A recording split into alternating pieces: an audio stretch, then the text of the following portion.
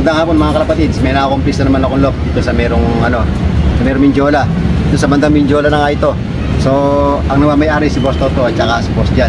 Naglalaro sila sa PFC. So, ito pala yung lock nila. Ito pala yung labas ng pinto. Ginawa ko sliding. So, nilagyan ko na rin ng maliit na salamin para nasisilip yung mga ibon.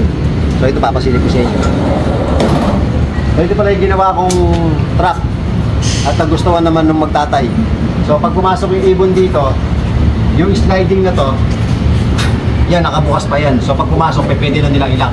Tapos nakasarado rito sa merong entrance papunta ron sa kwarto nila. So pag nakasarado na ron, pwede nilang buksan ito.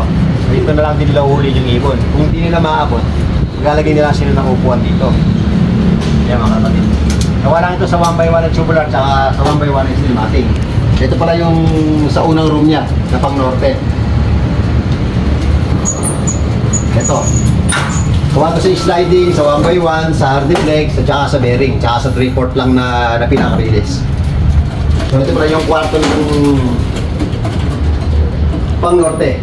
Ito nagpagawa siya kay Mac Magno ng 15 holes na boxworks. Nilagyan niya rin ni Mac Magno ng saluan ng dumi.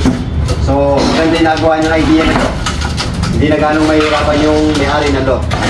So, yung palang lock na ito mga kalapatids, gawa ito sa 1x1 na tubular, 316 na hard flex, saka 1x1 na steel matting, tray sheet, long span, saka 1.5 na tubular. Yan lang ang mga ginamit kong materials dito. So, yung walling na to, hard flex to, pinintura ko na lang ng gray. So, yung nasa may partition niya, 1x1, so pinintura ko na lang ng kulay puti. Yung walling niya, ayan, lahat ganyan, pati yung pisano niya. So, ito nga pala yung pasukan ng ibon niya pagka nandito ka sa loob. Hindi ko pa na ilalagay yung ito yung pinaka-trap niya dito sa may loob kasi hindi pa dumarating in order pa nung may-ari. Ayan. So, dito na rin yung labasan ng ibon.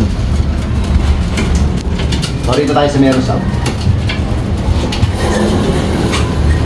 So, gawa rin ito. Ayan. Ito mga kalapatids, pareha sila ng pang norte kaya pang south na trappings. Ayan o. Para sila pinagkaiba. Para hindi na rin pinapalabas yung mga ibon, doon bubuksan lang dito yung labasan, then diretso na sila doon, hindi pa hassle. So ito pala, sliding din to mga kapatids. So ito, 15 holes din to. Naka-walling, naka-kaisami, tsaka naka 1x1 na divider din. Tsaka yung parang floor niya, pinuntrahan na rin namin ng ng waterproof na pangkahoy. Kaya kulay gray siya. So ito, kahit hindi na sunsurin nito, o sa kanila, kung sunsurin nila, o pupunasan, mas maganda, mas malinis sila. So dito pala tayo sa merong kulungan ng breeder. Ang lapad pala ng loob nito is 13 feet. Ang haba niya, 18 feet. So ang total na laki ng loob nito is 18 feet lahat ang lapad niya, tapos 24 feet. So ito pala mga kalapatids yung sa niya, yung sa breeder niya. Ayan. So, dapat ang sukat lang talaga nito, ang haba lang dapat nito is mga nasa 12 feet lang. Ngayon, wala silang paglalagyan dito, gagamitin kasi yung kwarto nun sa ibaba. So, nagpadagdag na lang sila ng sukat na 6 feet para yung lovely cage dito mailagay dalawang lovely cage. So, ang pinaka-purpose din ito, kaya nag-additional kami ng 6 feet dito para yung mga ibon, pagka katapos ng gamitin, pwede nilang pawalan dyan dito sa may baba, tapos pupunta rito sa may aviary. Pwede silang magbilad sa araw, kung umuulan, pwede silang maligo. Ayan mga kalapatids. O, yan. Tapos yung dito, sinarado ko na. Para di sila nakakalabas. Ngayon ito, yung isang sliding na to, para ito doon sa pang norte at saka pang south. Pag pumasok doon sa merong trappings nila, paglalabas doon sa viewing, doon sa may ibabaw ng aviary, hihilahin lang nila to para makakalabas. Ngayon, pagka meron silang laban, pwede ito lang ito para hindi makakapasok yung nasun. So ito pala aviary nila. So ito pala, nilagyan ko na rin ito na isang pinto para yung mga breeder, pag pinapawalan doon, hindi sila makakahalo dito. Ayan mga kalapatids. Ayan. So ito pala yung flooring niya. Lahat yan, nilagyan ko yan ng 3/4 na plywood, tapos pintura ko ng waterproof. So ito pala yung sa pang south ng aviary, sliding din. Gawa din sa louver. Ayan.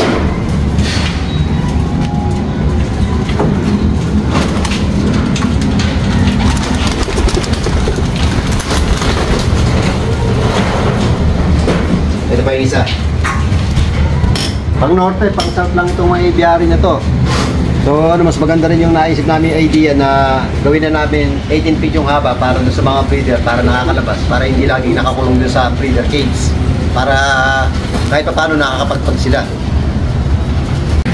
So ito pala yung hagdanan niya mga kalapatids, papunta dun sa may ibabaw ng aviary, para kung nag-i-stick siya, kung matigas ang ulo para pumasok, papanikin na lang niya. So nilagyan ko na rin ng hawakan, kaya hindi delikado to sa ano, sa magiging lockman niya. Pwede na siya umawak dito. Ngayon kung nailang siyang pumunta ron, kung mga 2 meters naman yung stick niya, pwede na siya umupo rito, pwede na yung stick na ganyan, mahaba na. Ito pala mga kalapatids, yung ano, yung viewing niya. Para kung matigas yung ulo at tayo pumasok doon, pwede nilang pasukan dito, pwede nilang bugawin. Hindi ko na ganong nilakihan. Tamang-tama lang to sa size ng lock niya, at saka tamang-tama lang to viewing. Para madaling matuto yung YB, kaya yun ang purpose nito. Kung meron na silang marunong na ibon at merong YB dito tuturuan, pag nakababad yung YB rito, meron na silang marunong dito, makikita ng YB na dito pala yung pasukan, kaya madali silang matuto. So ito, nilagyan ko ng ano, ng flat bar sa ibabaw, ng ano, ng mga tusok-tusok para hindi dadabo sa ibabaw. Ayan. So ito, papakita ko sa inyo yung sa may waiting area naman nila. So ito mga kalapatids, yung waiting area niya. Hindi ko na ipinatong dun sa ibabaw na yung mga katulad ng mga ginagawa ko ng mga Taiwan loft design. Ang ginawa na lang namin, inilagay na lang namin dito sa may lapag kasi ano, masyado na mataas ito. Saka mamaya baka ano, bigas man pa yung ano, yung apo nila baka malaglag. Kaya dito lang namin ilagay. So maganda naman ang kanilabasan. Ito kalapatids. Pasukat pala ng ano, waiting area na to is 5x6. Yan. So yung palang takip nito, ito para to sa hagdanan sa baba. So ito kaya nilagyan ko ng takip.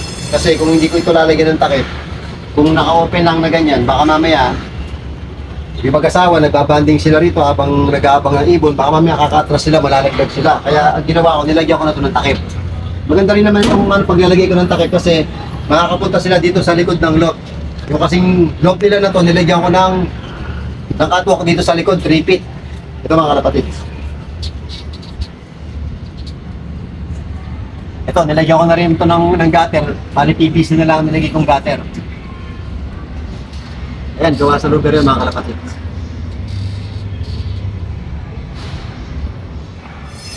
So, dito sa merong bandang right side, nilagyan ko siya ng catwalk. Ano lang, 2 feet lang.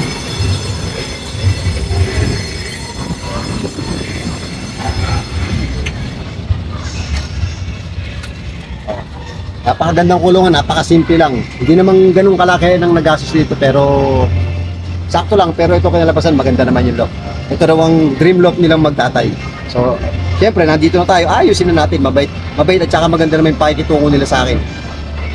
Papasalamat pala ako sa mga tumulong sa akin sa nagkakot ng mga materyales. Yung mga street boys dancer nga pala, yung mga tauhan ni Boss Jan, tsaka ni Boss Toto. Tsaka ano nga pala, yung sa na Senki at saka kay Boss RR, marami palang salamat sa pagtulong niyo sa akin.